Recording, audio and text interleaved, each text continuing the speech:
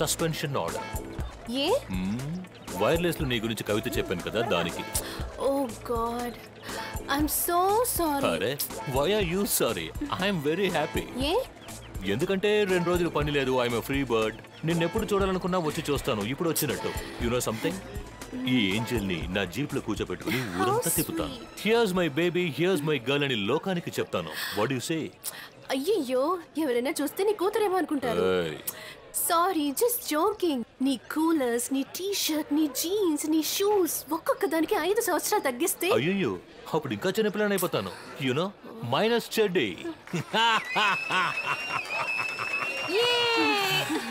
Okay, బయటికి వెళ్దాం. ఎక్కడికి వెళ్దామో చెప్పు.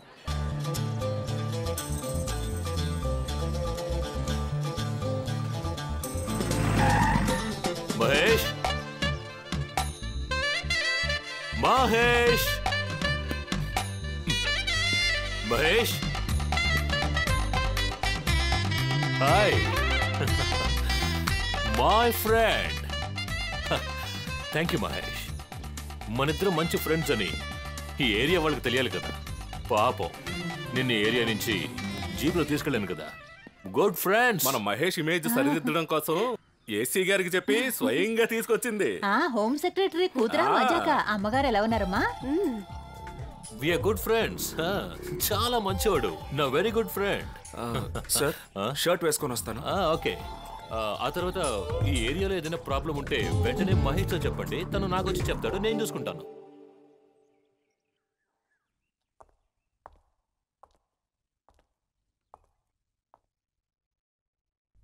Tea Mahesh,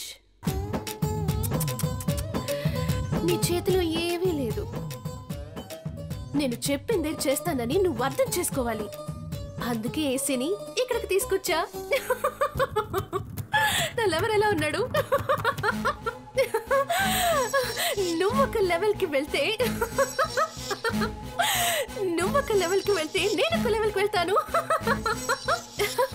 that's Deepika. నీ కోఇన్సిడెన్స్ పప్పులన్నీ నా దగ్గర ఉడకవు. టెన్షన్గా ఉందా? ఉండు. చిక్లెట్ తింటే పోతుంది. తీసుకో.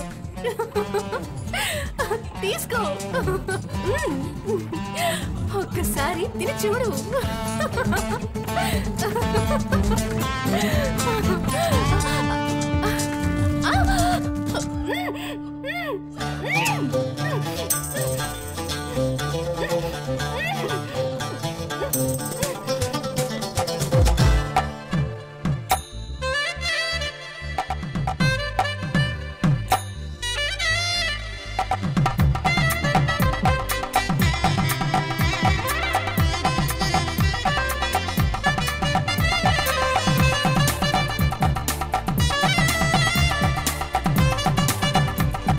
ఏంటో చెప్పు. నువ్వేగా ఒకసారి తిని చూడు అన్నావు. తిని చూసా. దీపిక, నేను చెప్పకుండా చేస్తానని నువ్వు అర్థం చేసుకోవాలి. అందుకని నేను నిన్ను సారీలు అవి అడగను. ఎందుకంటే నీ మీద నాకు అంత హక్కు ఉందని నేను నమ్ముతున్నాను. నువ్వు చెప్పిందే. నా చేతిలో ఏం లేదు, నీ చేతిలోనూ ఏం లేదు. ఏం చెప్పావు? కోఇన్సిడెన్స్, పప్పులు ఉడకవు. ఏసీతో వచ్చిందని అలా వెళ్ళిపోయిండొచ్చుగా. నువ్వెందుకు ఇక్కడికి రావాలి? నేను ఇక్కడెందుకు ఒంటరిగా ఉండాలి? ఇలా ఎందుకు జరగాలి? ఇదే కోఇన్సిడెన్స్.